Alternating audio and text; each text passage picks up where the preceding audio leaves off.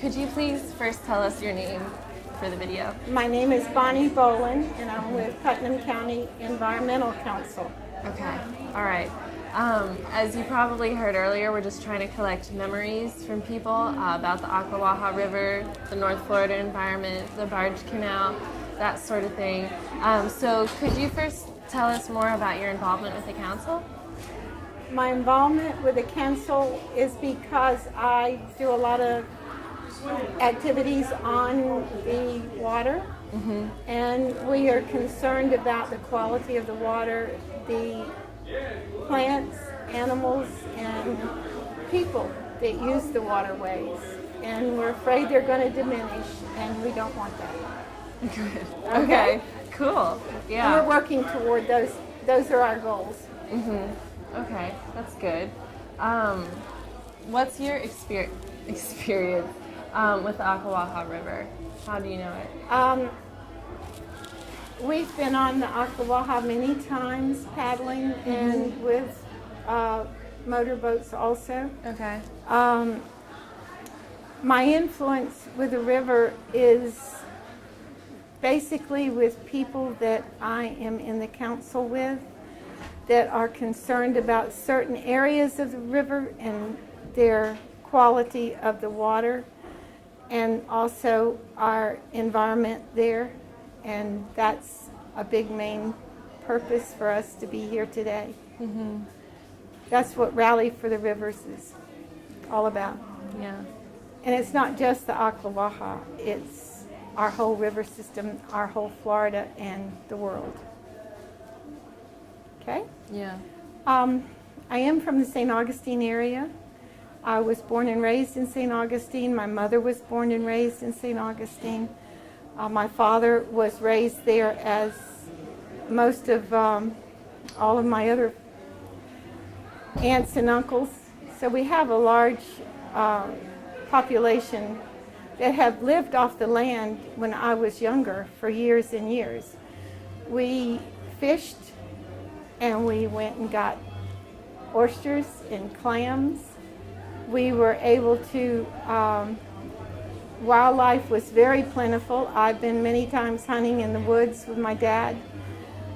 There's lots of things that we used to do that we can't do now. We used to go on the beach at night and shine a light, and the mullet was so thick that you could catch with one net full, and you couldn't pull it in. It would take 3 people to pull the net in. Wow. Now this fed many people in our family. We did not waste not one bit. There was never 2 nets pulled in because we couldn't use that many fish. We only took from the river what we could use. Today you can't do that. My father smoked fish. We fried fish, we boiled fish, we did everything with fish. It was a main staple of our North Florida homes, not only for my our family, but for most of our family on both sides. Wow. Yeah, my uncles and cousins and everybody was part of this food gathering. We were not wealthy people. We didn't live off the land, but we ate off the land. Wow. Yeah. So that's different from the way things are now. Things are today. My husband smokes fish, and we do eat fish. The population of mullet and different other species are not there today. We would not take a whole net full of fish out of the water, even though they were there. Today, we would turn half of them back and only take what a small amount would not hurt for us to eat at that time. There's many times we go to the beach now, we can't even catch any mullet in the beach. You have to go at certain times, certain tides, before you're able to get those fish again. And the clams and the oysters and the other things that we've taken are, we used to go and catch redfish.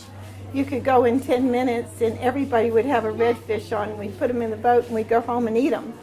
Now, they're only there certain times of the year, and they're only that you can only take a certain size. And most of those fish that come inside are only that size or under. So it's very seldom. There are people out there that are taking our spawning fish that it's illegal. And we have turned quite a few people in. Good. Because we don't do that. My husband would not put a fish in the boat that was illegal. We have a measuring tape. As soon as it comes up, it's right on the side of the boat. The fish is kept in the water until we find out how long the fish is and whether we can keep it or not. So what changes have you seen that would lead to this? Well, they didn't start putting limits on catches until very late, until it was almost diminished. And if they had only seen the problem earlier, then maybe it could have something could have been done. Yeah. I don't have any answers, believe me. I wish I did. Yeah.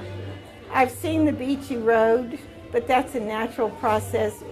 There are other things that are causing erosions in certain parts.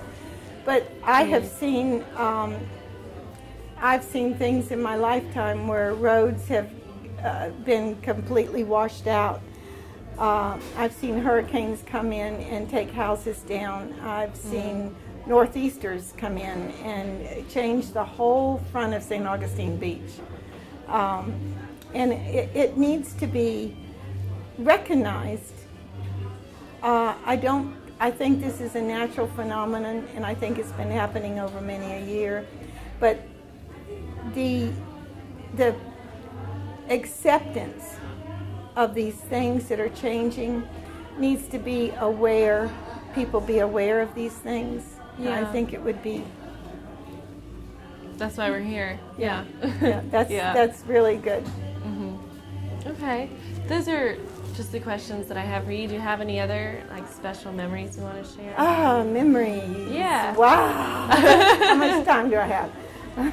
I gotta get back in. Okay.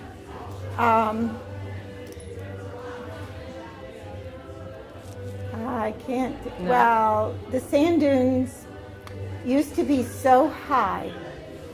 They used to be three houses high.